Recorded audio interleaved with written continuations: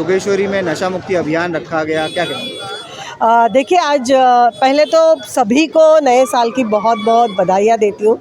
और दूसरा कि अभी पुलिस का जो रेजिंग डे है वो शुरू हुआ है। पूरे 8 दिन लगातार पुलिस के माध्यम से अलग अलग तरह के पूरे मुंबई नहीं पूरे महाराष्ट्र में कार्यक्रम होंगे। तो इसलिए पुलिस की जहाँ जिस दिन की स्थापना हुई थी उस स्थापना के लिए भी पुलिस को मेरी ओर से बहुत बहुत बधाई। मैं नशाबंदी मंडल महाराष्ट्र के राज्य की सरचिटनीस हूँ, वर्षा विद्याविलास।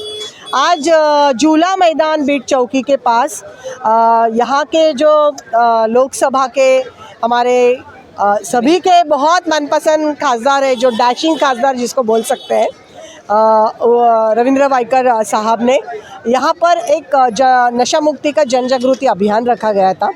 क्योंकि हम सभी को पता है, स्थानिक लोगों को और पूरे मुंबई में, कि जोगेश्वरी के कुछ इलाके ऐसे हैं कि जहाँ पे खुलेआम बटन है, मेथाडोल है, कैनाबिस है, गांजा है, चरस है, इस तरह की चीज़ें बेची जा रही हैं।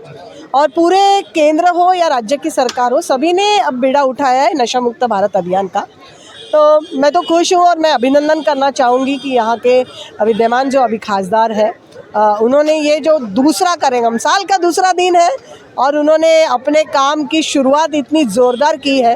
क्योंकि नशे के खिलाफ़ कोई बोलना नहीं चाहता है, नशे के खिलाफ़ काम करना भी नहीं चाहता है, क्योंकि इसमें जोखम है, जान की जोखम है, सबकी तरह की जोखम है।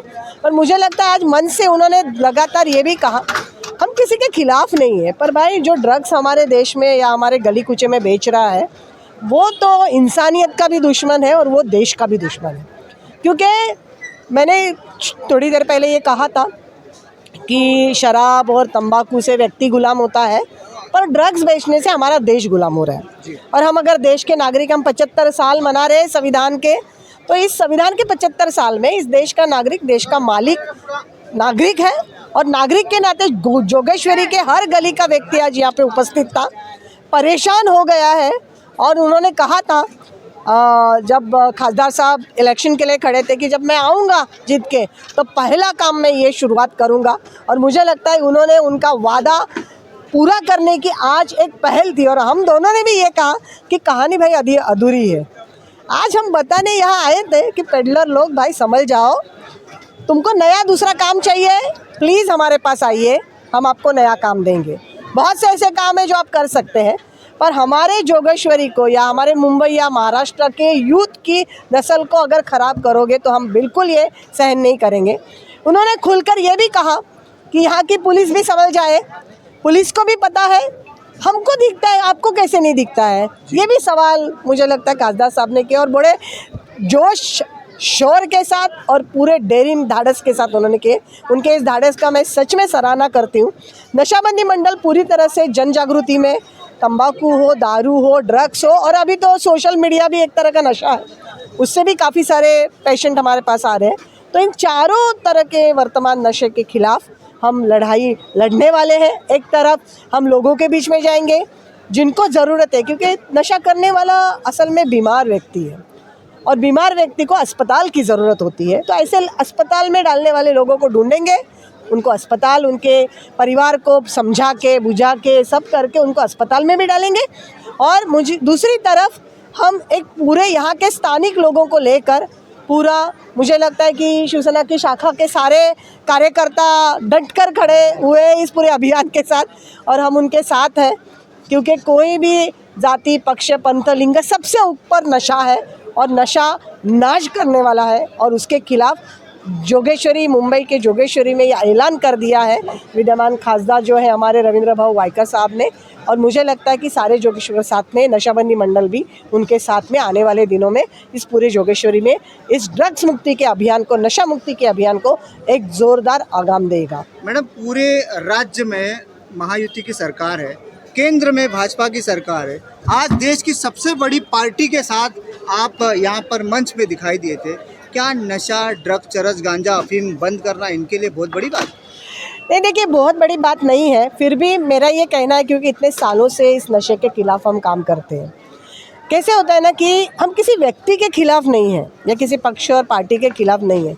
मेरा कहना है कि सिर्फ शासन, प्रशासन और लोक प्रतिनिधियों का ही काम नहीं है। जब तक इसमें लोगों का बड़े पैमाने में सहभाग नहीं होगा, कोई भी चीज़ पूरी नहीं होगी।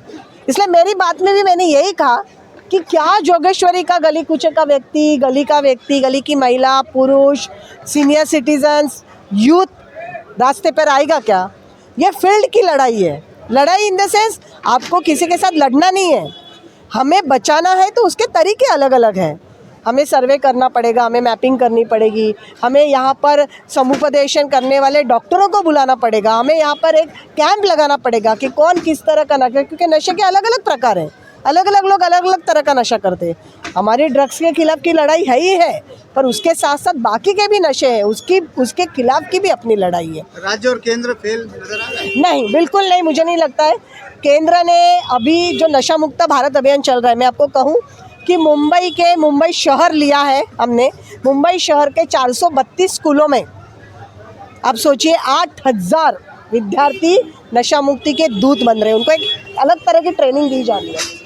अरे हर साल 8-8 हज़ार ऐसे विद्यार्थी तैयार होंगे, स्कूल और कॉलेज के विद्यार्थी, जो कहीं ना कहीं बस्ती इलाके, विभाग, वार्ड में रहते हैं।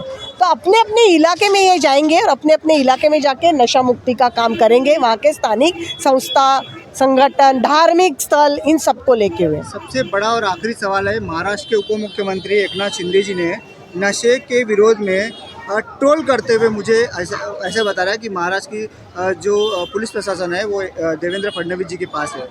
तो कहीं ना कहीं देवेंद्र फडणवीस, मुझे लगता है कि अभी के जो हमारे माननीय मुख्यमंत्री जी, वो खुद नशा मुक्त व्यक्ति है, वो किसी भी तरह का नशा नहीं करते हैं।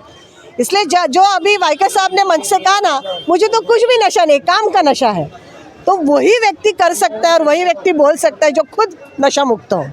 तो मुझे अपेक्षा है इस सरकार से कि महाराष्ट्र वो नंबर 1 पहला होगा पूरे देश भर में। मुझे पता नहीं, अभी पंजाब आप देख सकते हैं, नॉर्थ ईस्ट जाओगे आप देख सकते हैं, बहुत हालत ख़राब है।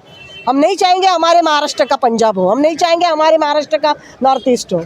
तो कहीं ना कहीं मुझे ऐसा लगता है इसके लिए ज़ोरदार तरीके करने पड़ेंगे। जो अभी कुलाबा में हो रहा है, धारावी में हो रहा है, वहाँ लोग एकत्रित आ गए लोक प्रतिनिधियों के साथ, फिर तो पुलिस को कार्रवाई करनी ही पड़ती है। तो इसलिए मेरा ये कहना है, आह्वान है आपके सभी के माध्यम से कि भाई लोगों नज़दीक आओ, डरो मत, डरना नहीं है, क्योंकि आप डरोगे तो आगे चलकर अपने लिए बहुत नुकसानदायक होगा।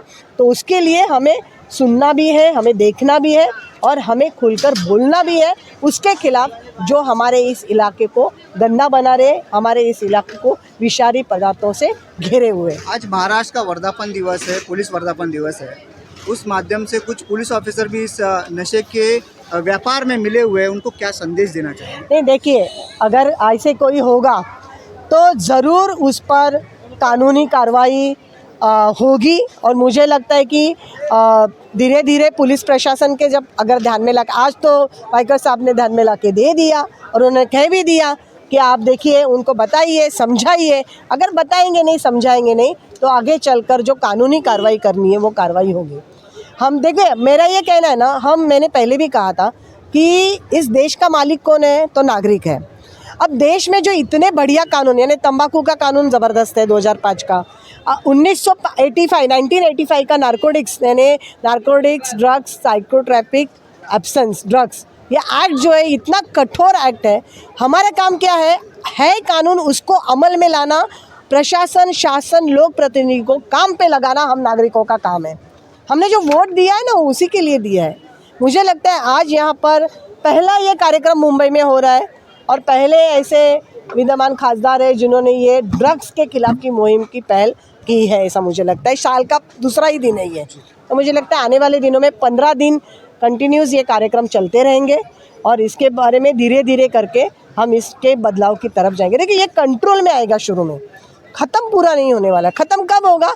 जब धीरे धीरे नियंत्रण में आएगा, नियंत्रण में आके वो ख़त्म होगा। मैंने उनको एक दरख्वास्त भी की, यहाँ पे अपना बाला साहेब ठाकरे जो अस्पताल है वहाँ पर हमने उनको कहा कि वहाँ पे एक नशा मुक्ति के लिए एक केंद्र होना चाहिए जहाँ पे समुपदेशन काउंसलिंग भी हो और वहाँ पे उपचार भी हो, जो कि फ्री होना चाहिए।